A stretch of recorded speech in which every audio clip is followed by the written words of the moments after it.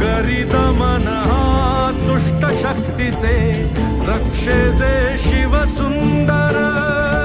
गतिमान हा शक्तिमान हा बुद्धिमान निर्भय. बोला पवन पुत्र हनुमान की जय.